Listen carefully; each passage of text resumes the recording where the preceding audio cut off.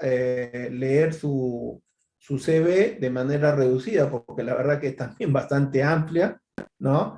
Él es un consultor empresarial con más de 27 años de experiencia en materia tributaria y administrativa. Es abogado por la Pontificia Universidad Católica del Perú. Tiene estudios concluidos en la maestría en Gestión Pública por el Instituto Ortega y Gasset de la Universidad Complutense de Madrid. Tiene estudios concluidos en la maestría en Política Fiscal y Tributación en la Universidad Garcilaso de la Vega. Es especialista en tributación por el Centro Interamericano de Administraciones Tributarias, CIATS. Ha estudiado, es especialista en gestión pública y derecho administrativo por el Colegio de Abogados de Lima. Es especialista en gestión del conocimiento y capital intelectual por la Universidad de Belgrano. Ha sido un funcionario de la SUNATS.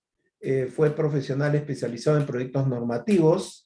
Ha sido ejecutor coactivo. Ha sido jefe de servicio del contribuyente y miembro del equipo de reforma tributario de los años 2003 al 2010.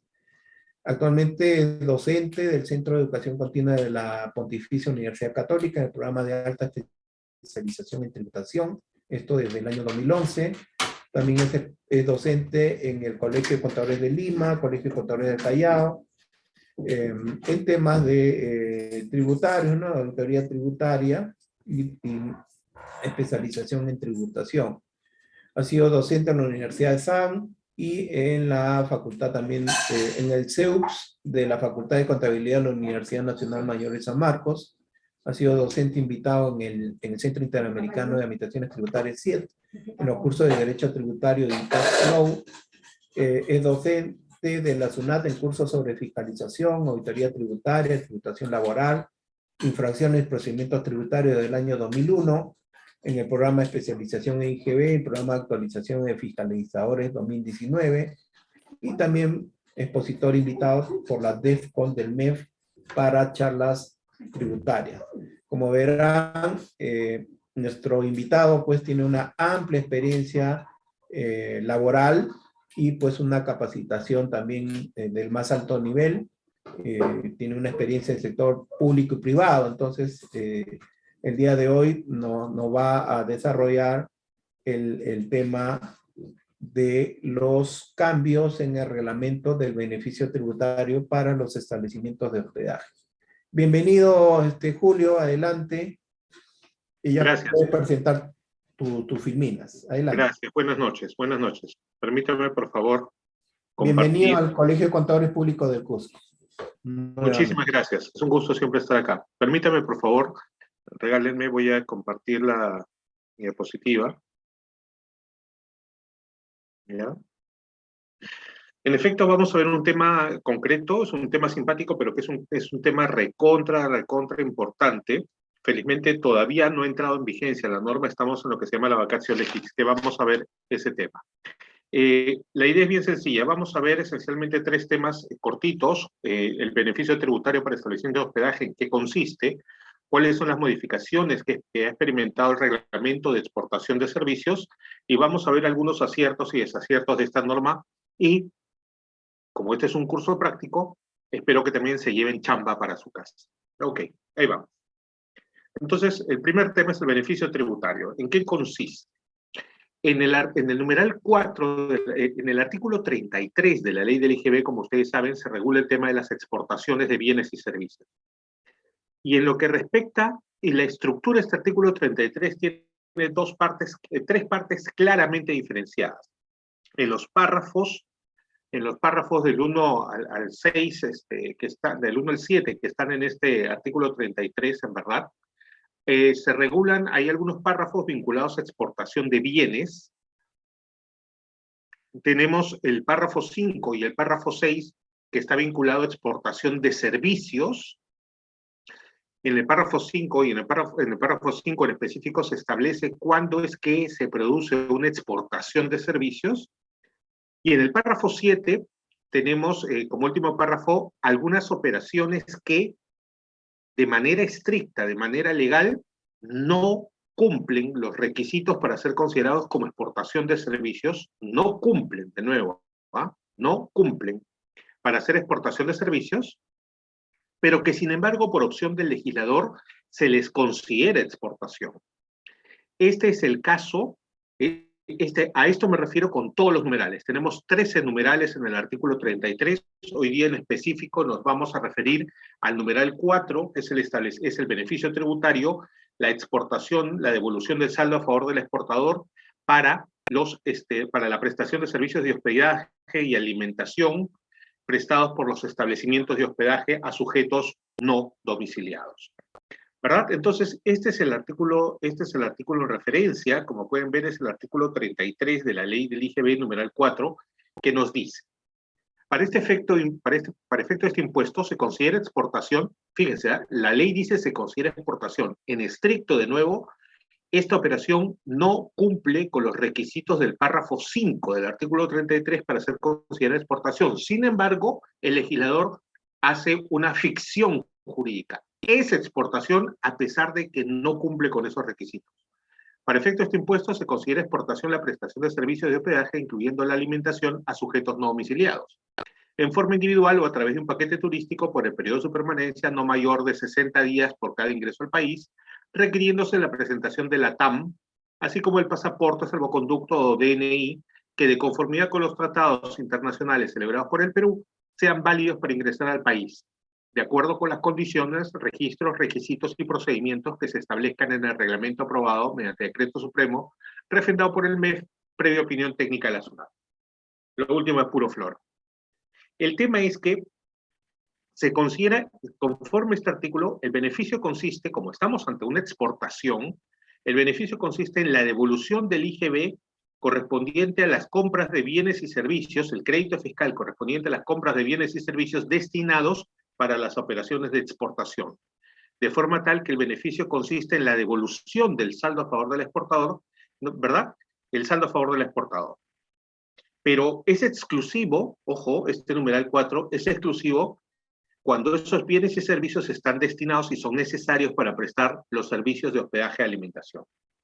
De forma tal que se considerará exportador al establecimiento que brinda el servicio de hospedaje y alimentación, ¿verdad? Aun cuando ese servicio lo preste de manera individual a cada pasajero que llega directamente al hotel, al establecimiento de hospedaje, para ser más propiamente dicho, ¿no? O cuando el servicio de hospedaje se presta a través de un paquete turístico. Es decir, el servicio de hospedaje y alimentación está comprendido dentro del conjunto de bienes, de servicios que forman ese paquete turístico.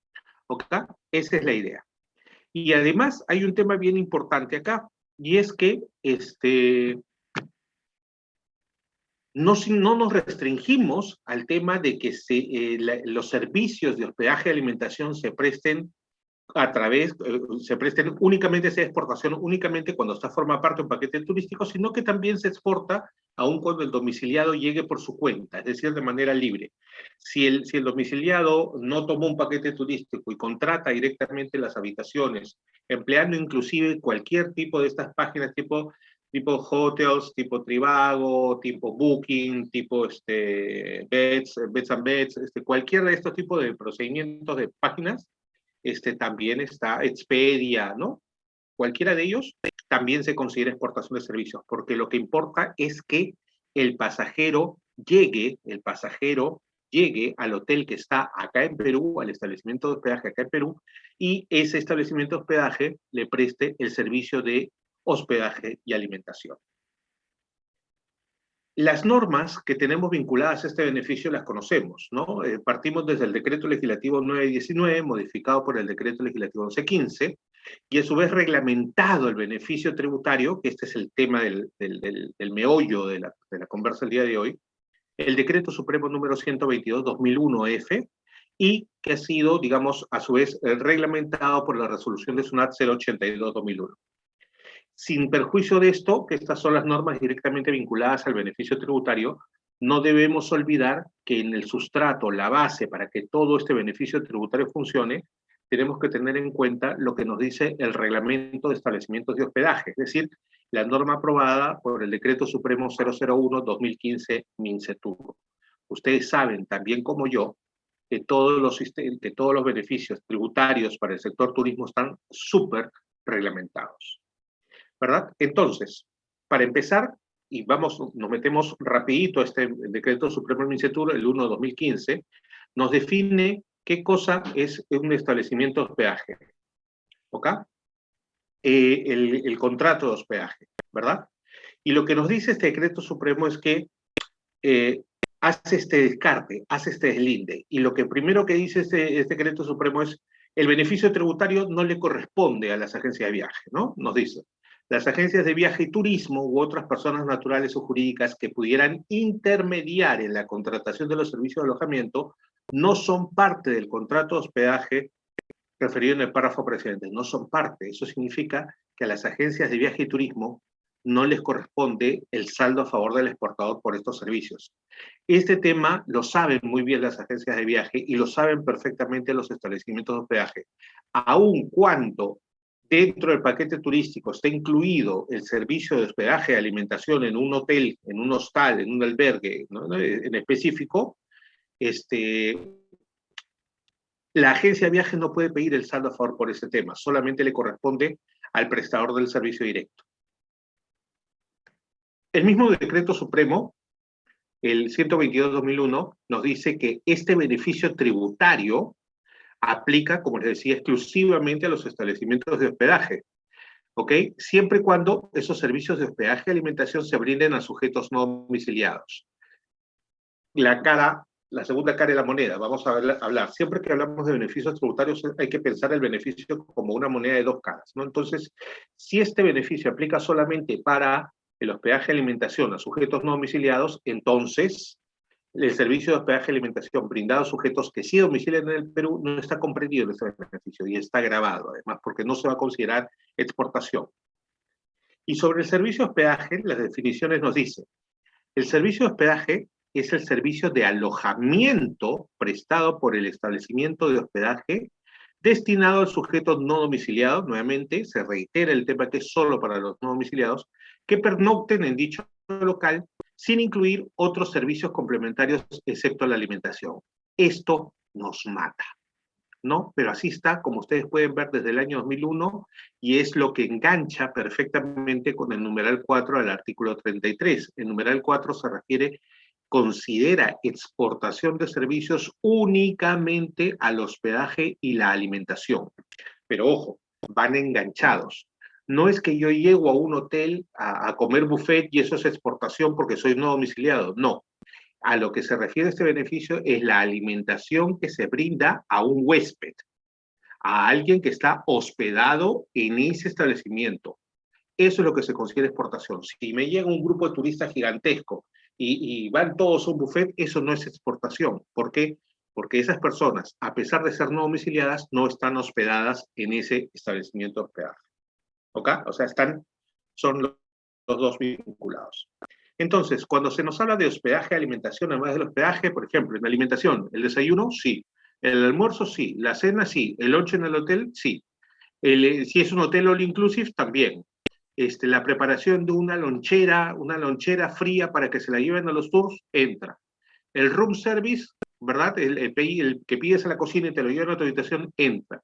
El servicio chef privado, ¿verdad? Contratas un chef para que solamente vaya a tu habitación y prepare y haga todo el show ahí. Puede ser un itamae japonés, o puede ser un parrillero, o puede ser un chef italiano, un chef francés.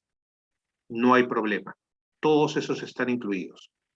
Lo importante es que administrativamente, por todos estos servicios, se va a emitir, por los servicios de hospedaje y alimentación sí incluidos, se va a tener que emitir una factura a cada pasajero, indicando el detalle de la habitación y los servicios consumidos, y por lo tanto, el monto que se les está cobrando, ¿verdad? Siempre y cuando sea alimentación al pasajero. Y surgen algunas preguntas que todavía ni el MINCETUR ni la SUNAT han tenido la delicadeza de resolver. Por ejemplo, ¿qué pasa con los delivery del hotel? O sea, yo tengo un pasajero y me llama un pasajero y me dice, señores del hotel, por favor, mire, estamos acá, nos vamos a demorar o queremos hacer esto, ¿nos puede enviar algo? No se sabe. El servicio de catering del hotel fue para eventos afuera del hotel, pero para eventos para sus pasajeros, para sus huéspedes, tampoco hay una respuesta. Y alimentos fuera del hotel organizados y pagados alimentación fuera del hotel, organizados o pagados por el hotel mismo, tampoco tenemos una respuesta. Entonces, estas tres actividades que están con su respectivo signo de interrogación, hasta ahora se siguen considerando como operaciones que no están comprendidas dentro del beneficio de alimentación o dentro del concepto de alimentación que da derecho al saldo a favor del exportador.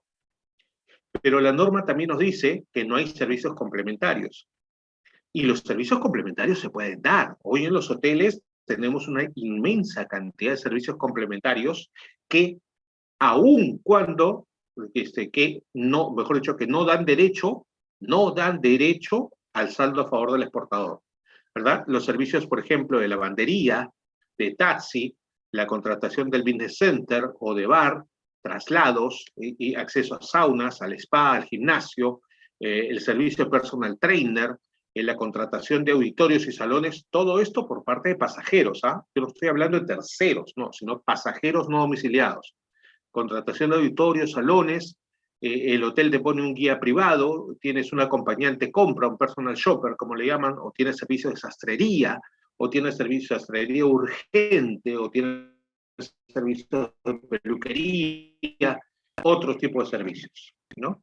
Y todos estos servicios complementarios se llaman así cuando son servicios brindados a los huéspedes, a los pasajeros que están hospedados. Pero como son servicios complementarios, ¿verdad? Que no dan derecho al saldo a favor del exportador, ¿ok? Entonces habrá que emitir por estos servicios una boleta de venta.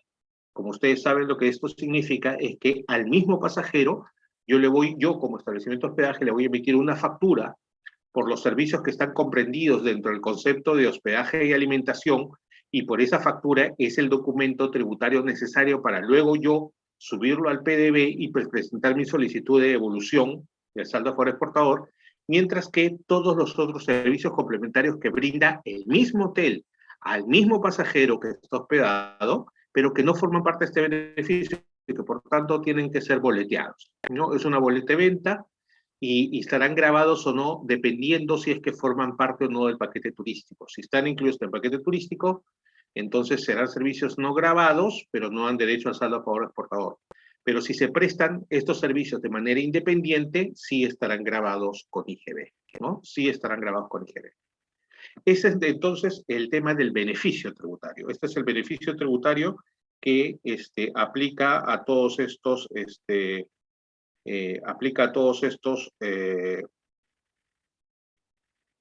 establecimientos de hospedaje, ¿no?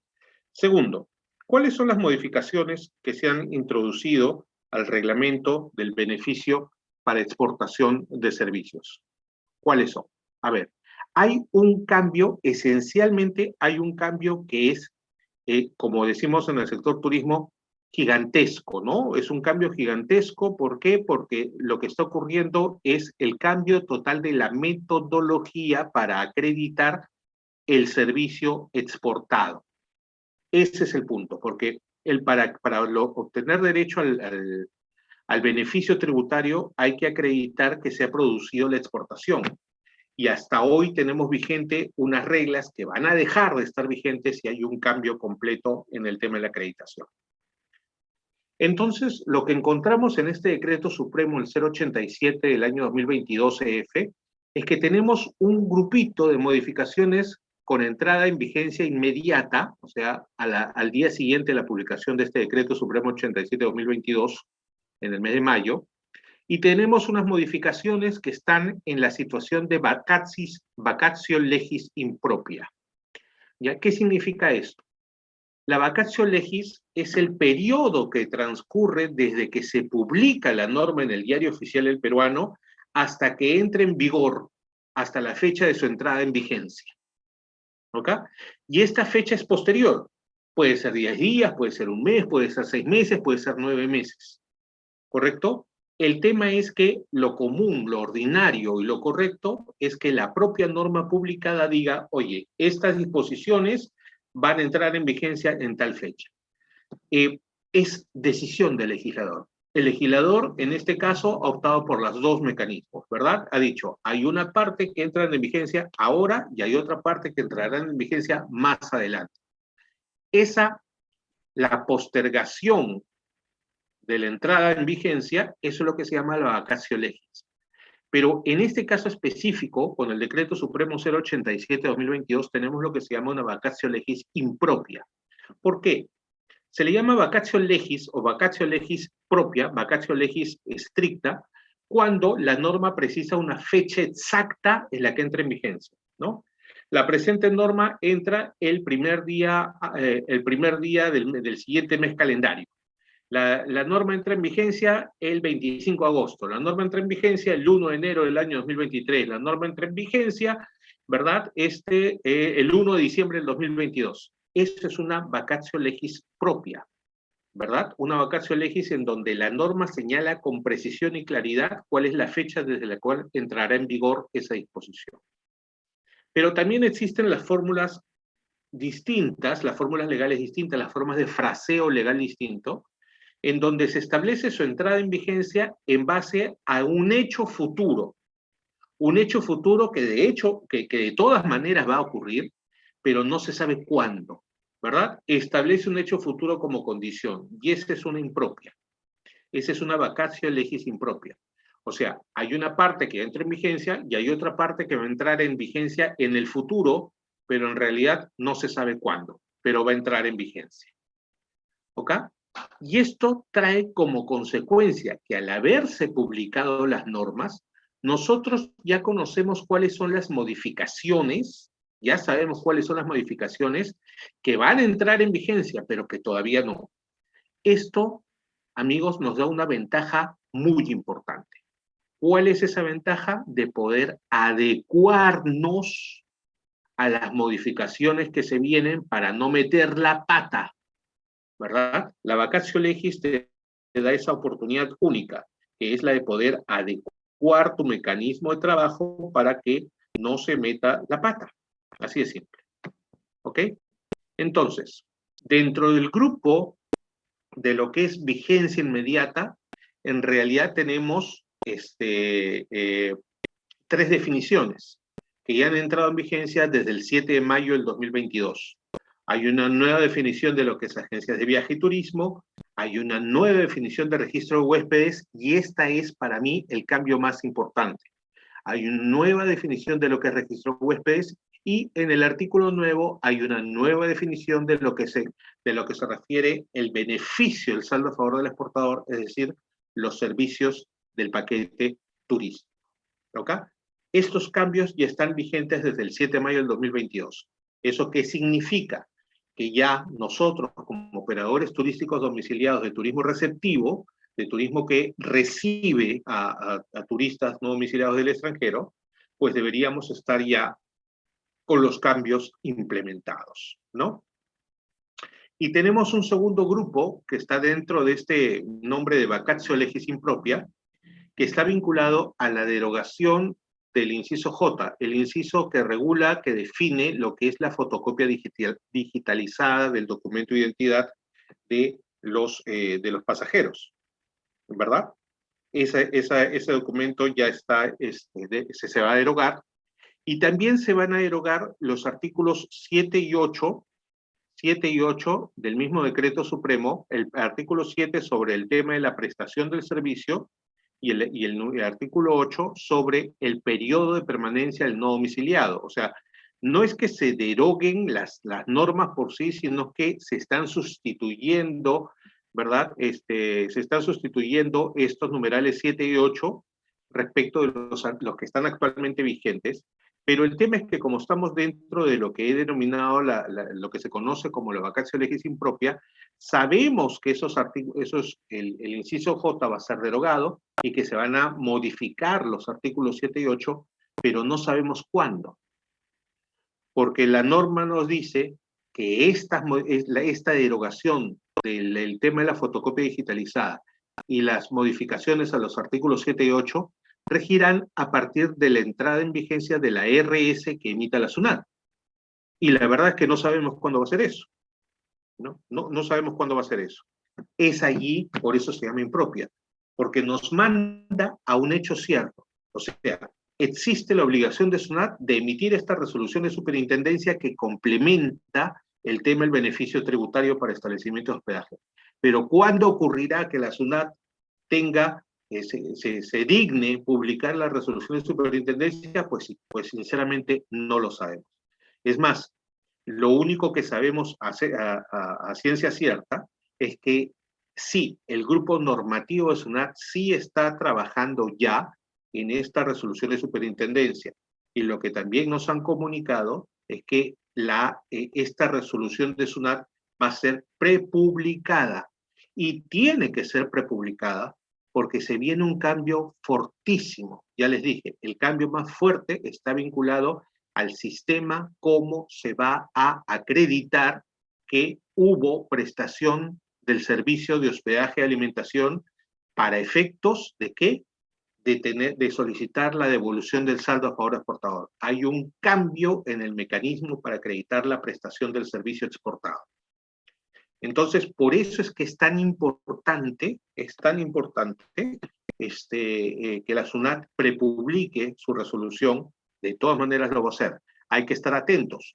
Pero en verdad, lo que me han comentado mis amigos de la SUNAT es que están todavía en el segundo borrador, ¿no? Entonces, el segundo borrador es una norma ya mucho más afirmada en el piso, pero que todavía está sujeta a discusiones, y como se trata de una resolución de superintendencia que engancha, concatena, coordina con un decreto supremo, siempre se pide una opinión a la Dirección de Política Fiscal del MEF para que le den una ojeadita y la SUNAT no vaya a estar disparando por la libre, ¿no? Pero bueno, entonces, en realidad no sabemos. Esperemos que esta resolución de SUNAT, de hecho, tiene que salir este año, pero no sabemos cuándo va a salir aún. Y el tercer tema que quería tocar rapidito con ustedes es el tema de los aciertos y desaciertos de esta modificación. Vamos a ver, como les decía, el cambio trascendente, el sustento de la prestación del servicio. La norma actual, la forma como nosotros, como establecimientos de hospedaje, acreditamos ante la SUNAT que está la exportación del servicio, es con la copia fotostática o copia digitalizada de la tarjeta de migraciones de la TAM y del documento de identidad del no domiciliado de su pasaporte o salvoconducto. Eso es lo que nos dice, ¿no? Hay que presentar esos documentos. Pero tenemos una problemática y una casuística amplísima, ¿no? Entonces, ¿qué problemas se nos están presentando hoy? Y nosotros lo sabemos, y son problemas que vienen arrastrándose por años, ¿ok? Vienen arrastrándose por años. Y que lo único que han derivado es en problemas para los establecimientos de hospedaje, porque la SUNAT, en estricto cumplimiento de las normas y con un recelo formalista verdaderamente angustiante ¿verdad? Se dedica en la práctica a desconocer servicios prestados, servicios efectivamente prestados, porque falla algún defecto formal, ¿no? Esto es lamentablemente pan de todos los días, ¿no? Entonces, vamos a ver qué cosa es lo que nos dice, qué problemas tenemos. Por ejemplo, el primero más común es el documento que presenta el pasajero no domiciliado al establecimiento, al hotel, ¿no? Ingresa con un documento, pero se identifica en el hotel con otro, ¿no? O dice que se le ha perdido la TAM, pérdida de la impresión de la TAM, ahora que la TAM es electrónica, no la tiene, la impresión que le daban se le ha perdido, ¿verdad? Pero hay varios problemas allí. No solamente es el tema de cómo se identifica el pasajero, sino que lamentablemente también tenemos errores de digitación de propio Migraciones. Migraciones se equivoca al digitar el nombre del no domiciliado, o se equivoca en digitar el número del pasaporte o del documento de identidad del no domiciliado, y cuando nosotros presentamos ante la SUNAT, llenamos el PDV y ingresamos los datos del pasajero, no coinciden con los datos que están en Migraciones, y por tanto SUNAT, acá no hubo servicio, ¿verdad? Tenemos además el problema que ustedes también saben de que las consultas a las Migraciones para ver la TAM electrónica no están actualizadas, ¿verdad? Entonces ha habido casos en los cuales la consulta ha estado inhabilitada y desactualizada hasta por 15 días, entonces uno ha prestado el servicio a ciegas imposibilidad de consultar para ver si los nombres que estaban figurando en la TAM eran los registrados en migraciones, eran los que nosotros teníamos en los establecimientos de hospedaje, ¿no? Y también tenemos como problema bien interesante ingresos en donde no se tiene la TAM. O sea, parece mentira, pero llegan turistas y están en algún lugar turístico del Perú, pero no se sabe cómo han entrado al Perú, ¿no? En realidad todos estos problemas, si se dan cuenta, se presentan y se derivan ¿de qué? De que el centro, o sea, el documento para poder acreditar la prestación de servicio es la tarjeta andina de migraciones y el documento de identidad del pasajero. Entonces, esta serie de problemas trata de ser solucionado con la norma modificada 1 vigente. ¿Por qué? Porque la norma ahora nos dice, la que va a entrar en vigencia todavía, que todavía no sabemos en qué fecha, pero va a entrar en vigencia, nos dice que se debe requerir al no domiciliado la presentación de la TAM. Sí, preséntamela. Y del documento de identidad no domiciliado, su pasaporte salvoconducto. Nosotros estamos recomendando seguir tomándole fotos, porque nosotros sabemos que la fotocopia, las tintas especiales de los pasaportes no permiten ser fotocopiadas o el pasaporte se pone todo negro, dependiendo del país que venga, no se puede apreciar. Entonces, sigámosle tomando foto a los documentos de identidad, ¿no? Foto digital, una foto a través del celular, funciona perfectamente. Requerir al no domiciliado la presentación de la TAM y el documento, pero fíjense el cambio, a fin de acreditar el servicio, se deben presentar o exhibir las fojas del registro de huéspedes en donde están anotados los no domiciliados. Y esto es alucinante, este es el cambio alucinante, ¿ya? Y hay que tener muy en cuenta lo que dice este literal U del artículo 4 del reglamento de hospedaje sobre el registro de huéspedes, los datos que debe contener este registro de huéspedes. Entonces, la chamba para la casa es esta: adecuémonos de una vez para que nuestro registro de huéspedes esté conforme a lo que dice el Decreto Supremo 1/2015 del MINCETUR. Perdón. De una vez, adecuémonos. ¿Para qué? Para no estar corriendo cuando la SUNAT publique ya la norma correspondiente. Pero fíjense de nuevo, se cambia. Antes, la TAM y la fotocopia digitalizada. Desde que entre en vigencia esta norma, cuando la SUNAT publique la RS, exhibir el registro de huéspedes. Y sobre esto todavía tenemos aún un problema, ¿verdad? Tenemos aún un problema, porque todavía en este decreto supremo, en el 001-2015 MINCETUR, por cierto, dicen las lenguas del MINCETUR que van a modificar este registro de huéspedes, como ahora, para acreditar la prestación de la exportación, para acreditar la exportación del servicio, nos vamos a basar en el registro de huéspedes, entonces quieren simplificarlo, porque hoy, ¿verdad? El registro de huéspedes puede tener 3 formas. Puede ser un libro de registro, el libro grande que nosotros conocemos, ¿verdad? Y que siempre hemos utilizado, ¿no? Ese libro grande donde a mano se va llenando los huéspedes que van ingresando. Pueden ser fichas, ¿verdad? Que son tarjetas. Pueden ser tarjetas en donde se registra la información, pero también puede ser un registro totalmente electrónico y digital.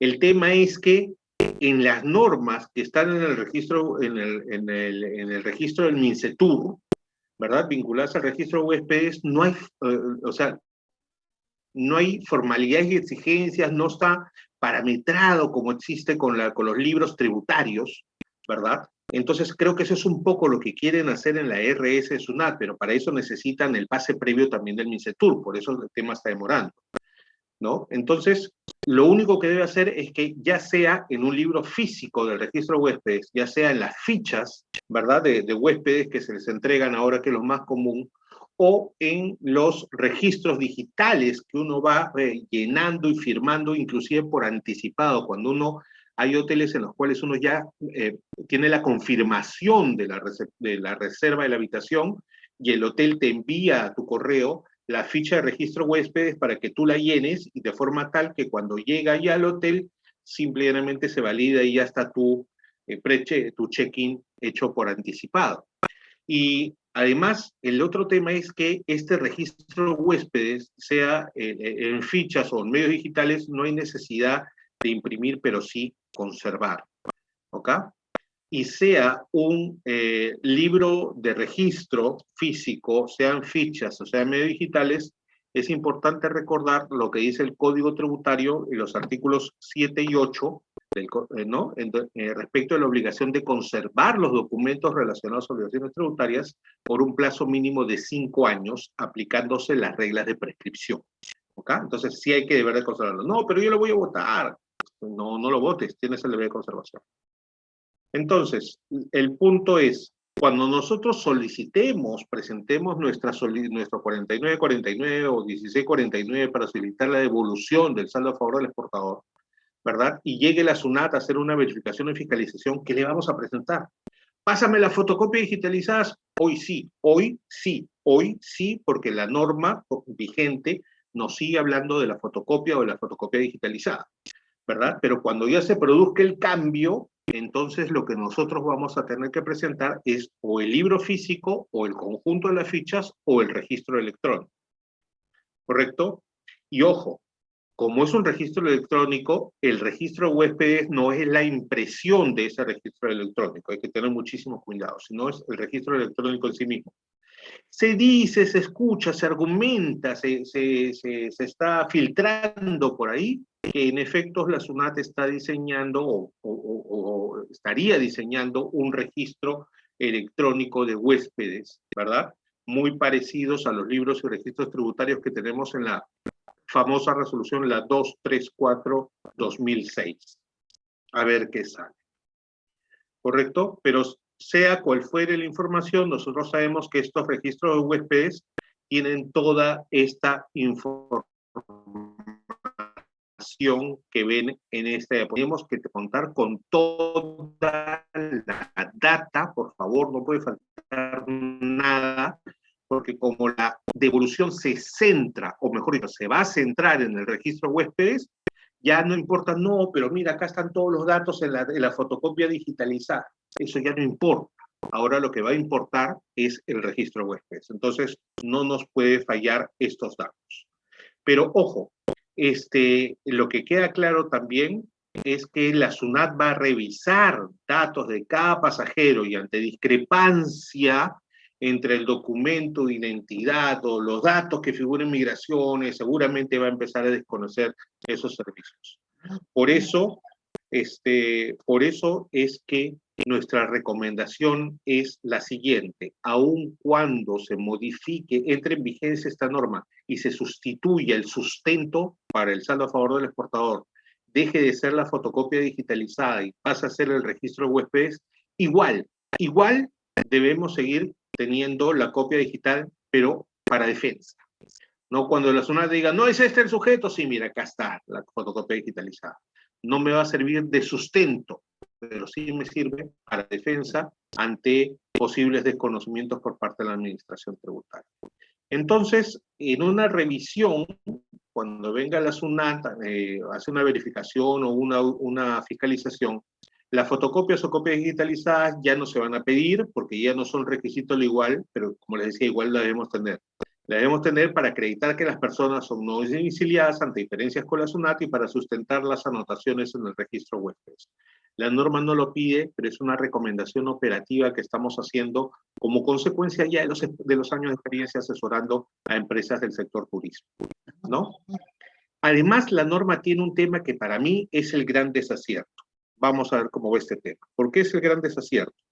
Porque esta norma nos dice, cuando sea tratándose de los anticipos y adelantos, la norma no modificada, la norma modificada aún no vigente, nos dice que los adelantos, hoy, el adelanto, ¿cómo se acredita?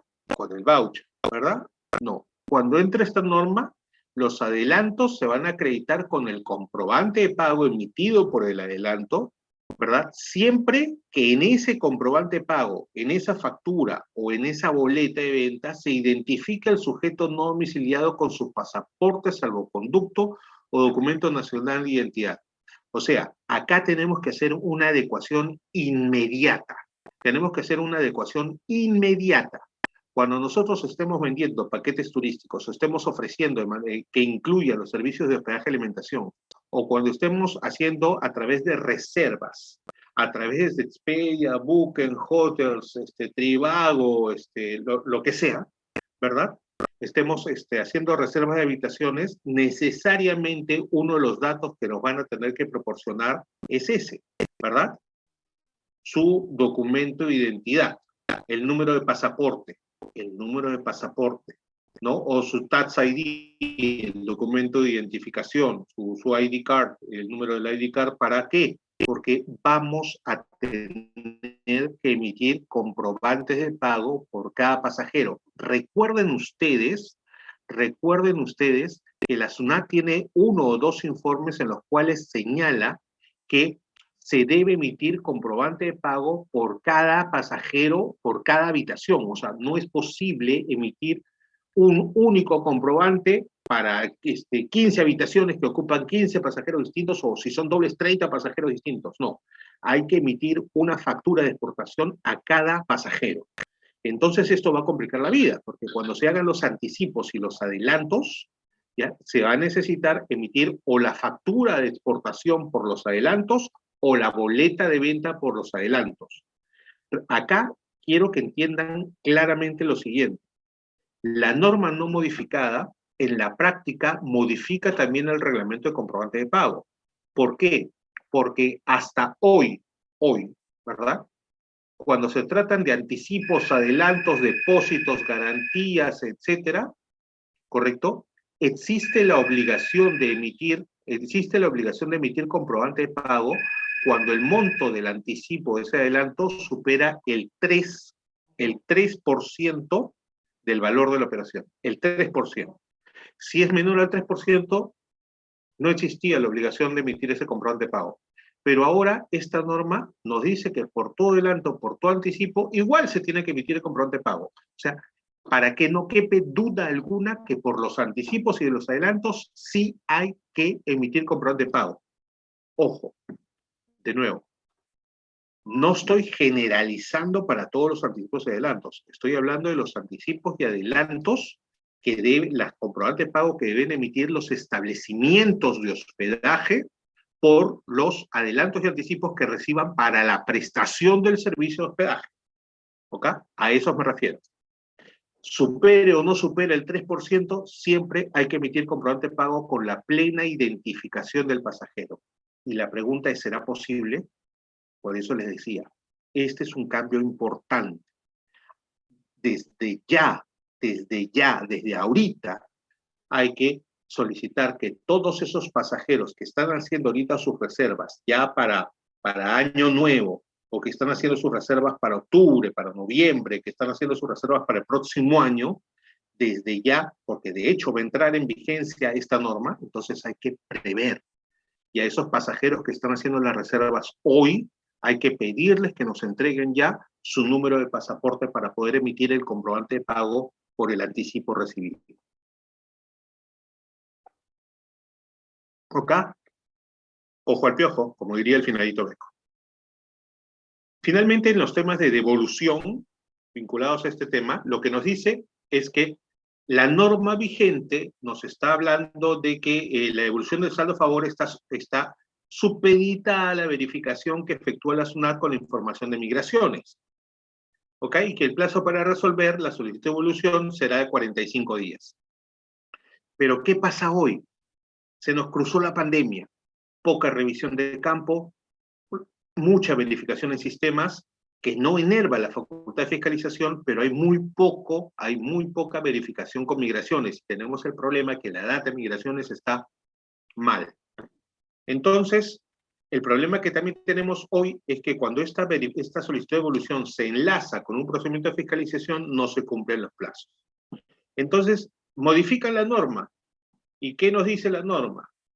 Modifica el numeral 7.3 del procedimiento de devolución, ¿verdad? El saldo a favor del exportador, y nos dice, la devolución del saldo a favor del exportador está supeditada a la verificación que efectúe SUNAT con la información que proporcione migraciones, de conformidad con lo establecido en el artículo 8 presente dispositivo, de conformidad con las formas, plazos y condiciones que establezca la SUNAT. O sea, la norma no vigente aún habilita a la SUNAT para decirle a migraciones, tú me tienes que mandar la información de esta forma, A, B, C, D, E.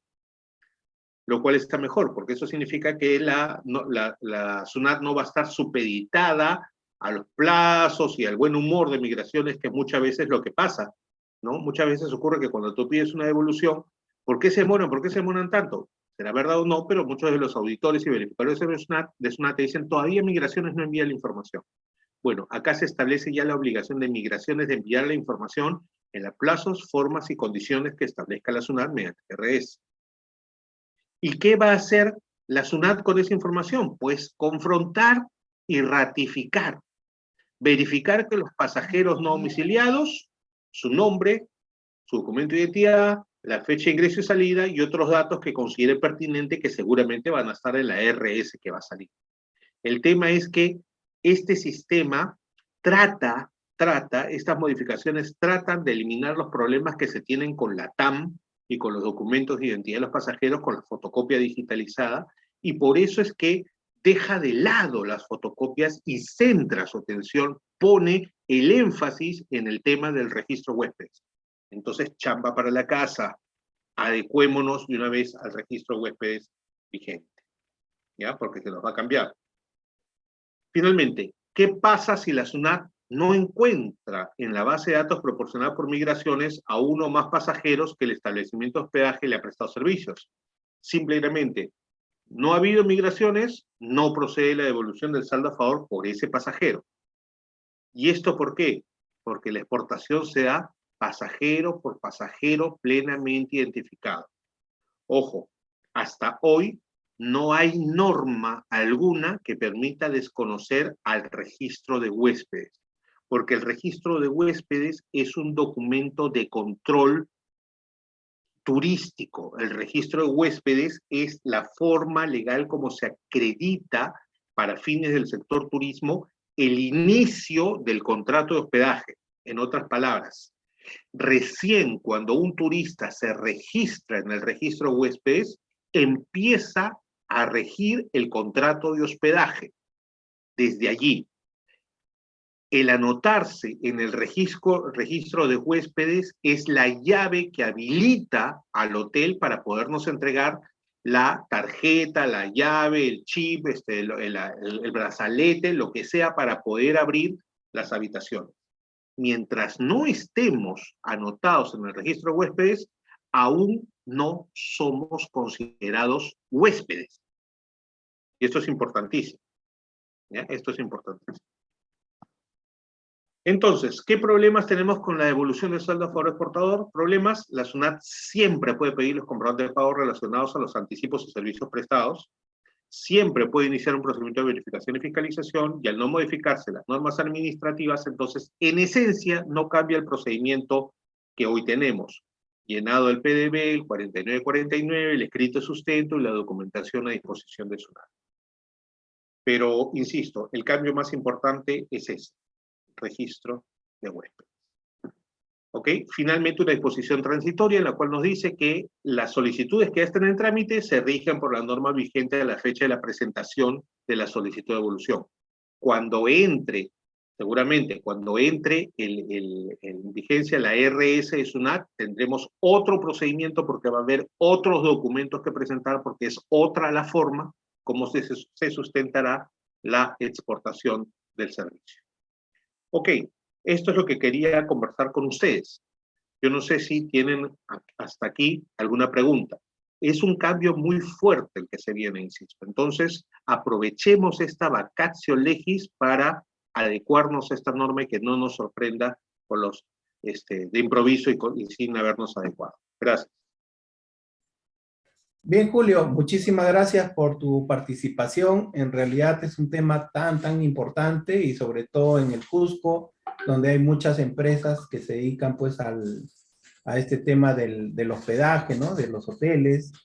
Sí, la verdad que no se entiende por qué no han dado una fecha cierta. Parece que tienen problemas en en las disposiciones, digamos, ya más de detalle, ¿no? Más reglamentarias. Y bueno, respecto al registro de huéspedes, yo cuando trabajé en SUNAT, bueno, yo tenía a cargo todo el tema de libros electrónicos y en ese tiempo se había pensado en proponer justamente este libro de manera electrónica, ¿no? Pero ahí había el pequeño problema que los huéspedes son los que tenían que firmar. Entonces ahí generaba un problema, cómo iba a firmar, y en ese tiempo, pues estoy hablando del año 2010, no había la difusión del certificado digital y de las firmas electrónicas como hay ahora, ¿no? Correcto. Entonces quizás debería darse una alternativa de que por lo menos sea electrónico, y si no puede ser electrónico, bueno, que sea físico, ¿no? Deberían pensar en esa alternativa, un poco para facilitar la idea, o sea, porque al final estamos viendo que, pues por un tema de control, se hace bastante engorroso el manejo, digamos, operativo de estos negocios, ¿no? Y más bien lo que se quiere como política fiscal, digamos, es darle una ventaja, ¿no? A los hoteles, ¿no? De nuestro país para que esto funcione y, digamos, salgan de todo este problema que hay ahorita, ¿no? Sí, Y porque uno de los principales problemas operativos que tenemos en los hoteles es que los turistas se niegan a dar su documento de identidad. No quieren dar sí, el documento de identidad. Entonces va a haberles que explicar bonito que mientras no se registren en el registro de huéspedes y las fichas, que es lo que más se utiliza, y firme la ficha, no le puedo dar la llave para que accedan a la habitación. Entonces, por ahí se está manejando. claro. Acá veo que hay una pregunta de la colega Georgina Galarreta. Dice, cuando se emite una factura por exportación a una agencia, ¿se puede hacer una sola factura? Porque Sí, todas las habitaciones, por todas las habitaciones reservadas. sí. Porque en ese caso, quien contrata el servicio es la agencia de viajes. Allí sí, en ese caso sí se puede emitir una única factura a la agencia de viajes. ¿Ok? Pero, no, perdóneme, me estoy equivocando. Lo que dice la SUNAT es que el servicio se presta no a la agencia de viajes, sino al sujeto no domiciliado.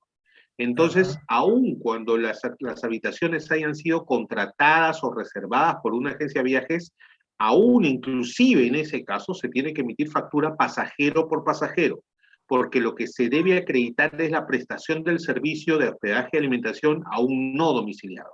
Entonces, no corresponde emitir una factura de la agencia de viajes. Ok, entonces, ¿qué sería una factura de exportación? Sí,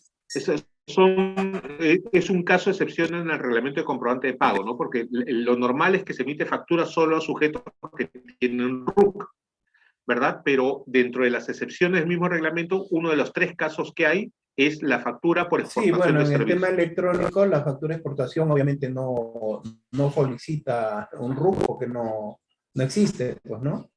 Tal Entonces cual. yo creo que por esa parte estaría bien. El problema está que no se va a poder identificar quiénes son los que pues van a acudir, porque a veces, digamos, ¿no? El Inti Raymi, ustedes saben que todo eso siempre está lleno. Entonces las agencias el año anterior pueden hacer una Reservar compra habitación. de reservar habitaciones. Yo te compro 100 habitaciones de tu hotel y te pago ahorita. El problema es que todavía ellos no lo han colocado.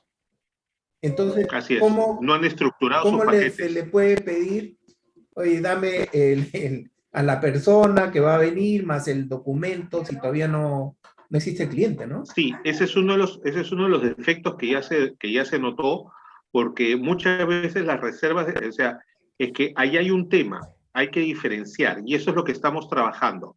Porque una cosa es, yo te compro una habitación, y otra cosa es, yo te presto el servicio de reserva de la habitación. Entonces, si yo te presto el servicio de reserva de la habitación, no te vendo todavía la habitación, sino que solamente me limito al servicio de reservártela, entonces ahí sí yo puedo emitir mi factura tranquilamente a la agencia. Y cuando la agencia confirme que va a necesitar habilitar las habitaciones que reservó, entonces ahí va a entrar el anticipo. Esa es una de las cosas que estamos conversando, hacer esa distinción entre el servicio de reserva y la compra de la habitación ya, Sería ¿no? en buena Entonces, cuenta un anticipo, ¿verdad? Un simple sí, pues, anticipo. sí. Sí. Es un simple Y el anticipo. anticipo además se tiene que facturar. Ahora está clarísimo que se tiene que facturar, ¿no? Correcto. Hay otra consulta más de la colega Ofelia Mamani. Dice, una consulta, ¿el libro de huéspedes tiene que ser legalizado en caso sea que sea empastado? No, no, Actualmente no. no, no tiene la obligación. Como Ofelia, el actual registro de huéspedes es un libro de control del sector turismo. Y en las normas y en el reglamento de establecimiento de hospedaje no se pide que el libro sea legalizado. ¿Ok? Entonces queda clarísimo que no, pero los cambios que vienen creo que nos preocupan más, ¿no? Porque no está muy claro. No. Pero lo que sí está claro es que si ya está centrando todo el sustento en el registro de huéspedes, sería muy mongo de nuestra parte no irnos preparando ya. Sí, claro. Porque o sea, no se va a derogar, no se va a cambiar el reglamento del MINCETUR. Entonces el registro de huéspedes va a poder seguir teniendo esas tres modalidades: libro físico, fichas y registro electrónico, cualquiera de las tres. Entonces lo que tenemos que asegurarnos desde ya es que nuestro libro, nuestras fichas o nuestro Excel tengan todos los parámetros que pide la norma del MINCETUR, porque de hecho eso es lo primero que va a fijarse la SUNAT y que la SUNAT además no puede modificar, porque está en un decreto supremo de otra entidad.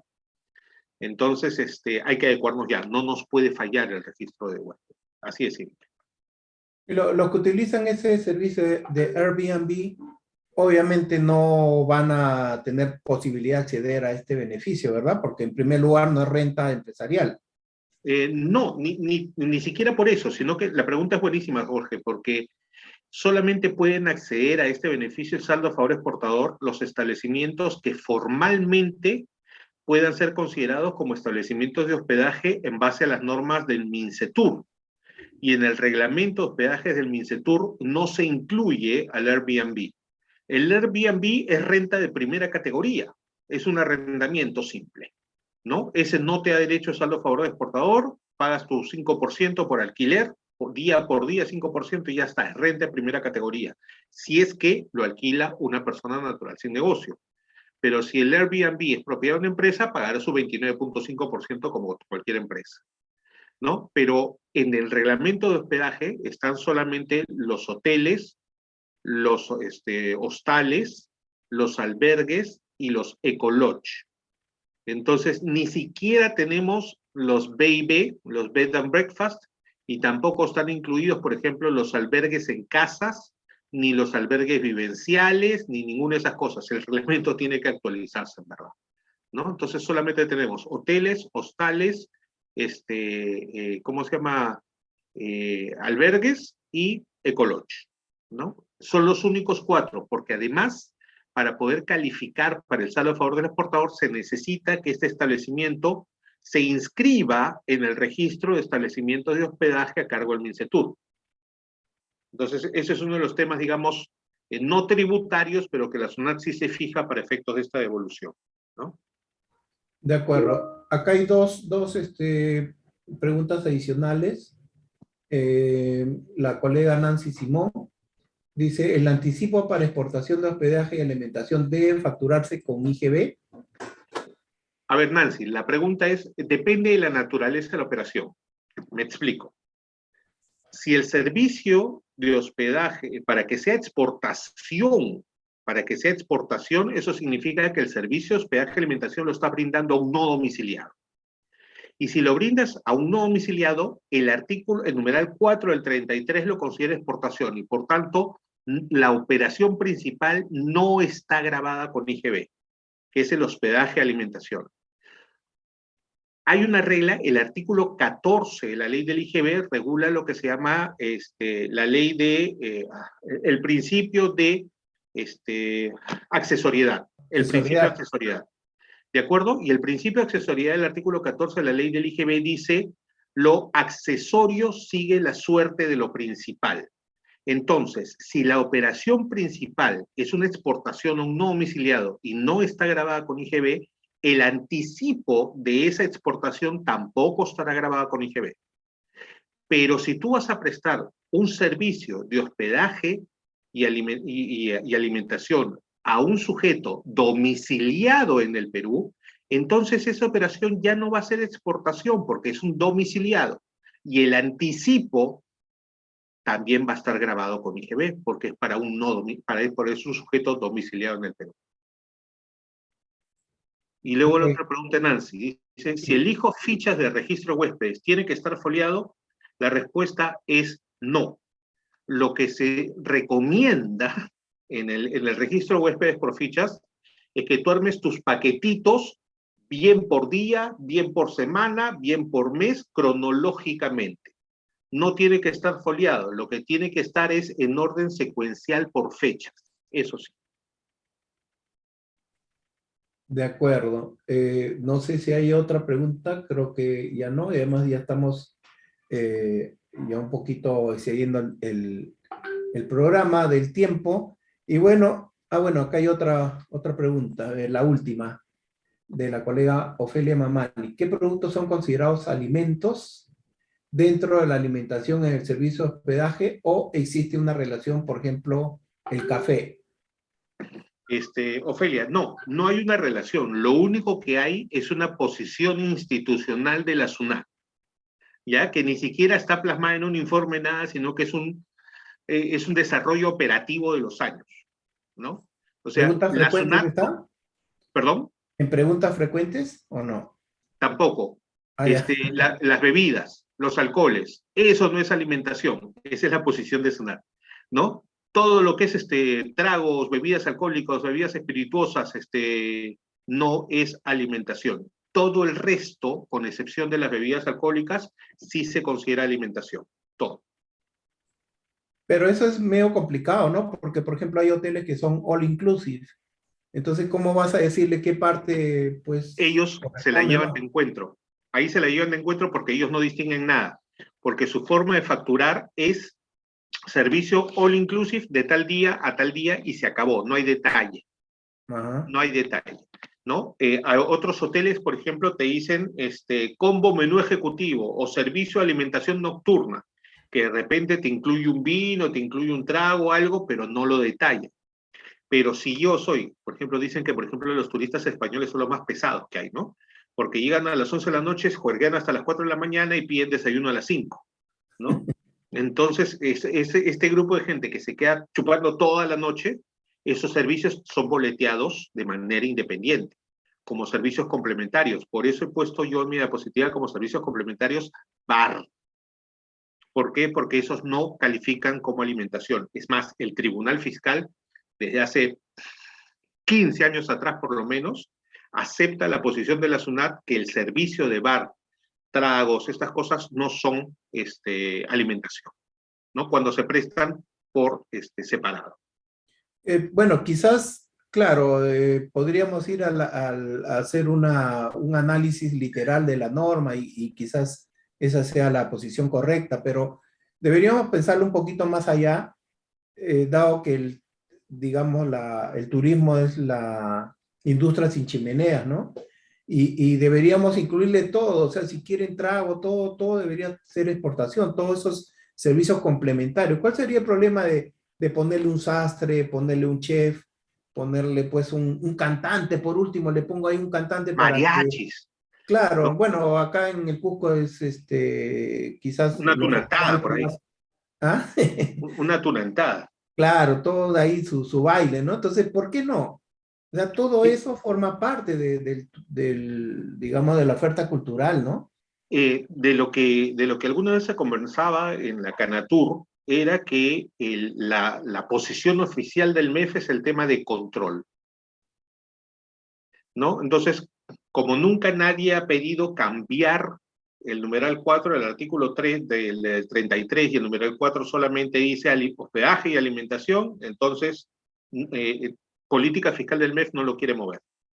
Pero sí, por ejemplo, no como hospedaje y alimentación del hotel, pero sí entra ahora comprendido dentro de los servicios que forman parte del paquete turístico, el numeral 9, el mismo artículo 33. Entonces, allí sí pueden entrar para efectos del saldo a favor exportador, pero ya no para los hoteles, sino para las agencias de viaje. no sé, pero por ejemplo tenemos, hay el tour del pisco, ¿no? O sea, digamos, viene turista y Sí, se en lo lleva Chincha y por en Ica. varios sitios, ¿no? Ujú. En Ica, de vino, de pisco. Sí, Y así, ¿no? En el Perú, ¿por qué no se les puede ofrecer esas alternativas, ¿no? Y son totalmente turistas, o sea, extranjeros, no...